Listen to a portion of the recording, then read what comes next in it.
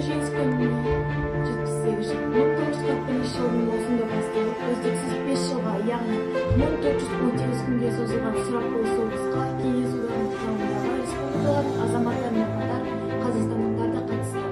Соңғы деректер бойынша Қазақстан майданға аттанған 1.200.000 жауынгерді 600 мыңы соғыстан қайтып оралмады.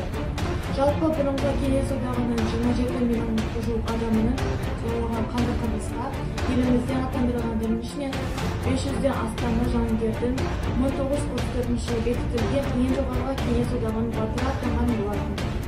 Оның 100-ден астамы қазақтар. Жеңіс күніне орай Ұлы Отан соғысының ардагерлері 1,5 миллион теңгеден алып есеп шоттарына аударылды. Қазір аймақта барлығы 13 соғыс ардагері тұрады.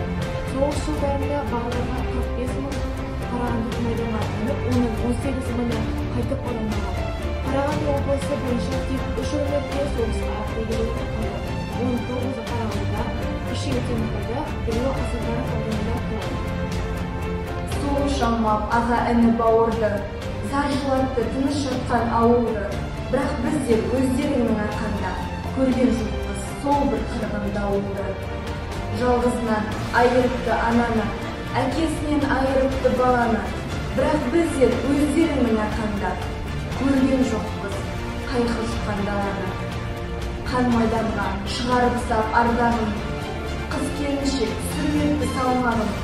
Көрген жоқпыз өздеріңнің арқанда сай сөкті сырқыратқан зардабын. 9 мамыр жеңіс күні ең қымбатты, қуанышты да қайғылы мәртебелі мейрам. Халқымыздың ерлігі мен даңқының жарқын көрінісі болып табылады. Бұл мереке жақия ерліктің, еңселі елдіктің рухы өрлеп, жеңіс жалауы желбіреген күн. Бүгінгі тәуелсіздік тұғыр берік, еңсеміздің биік болуы да, еліміздің өркендеуі мен елордамыздың гүлденуі де осынау мерекенің жемісі болып табылады.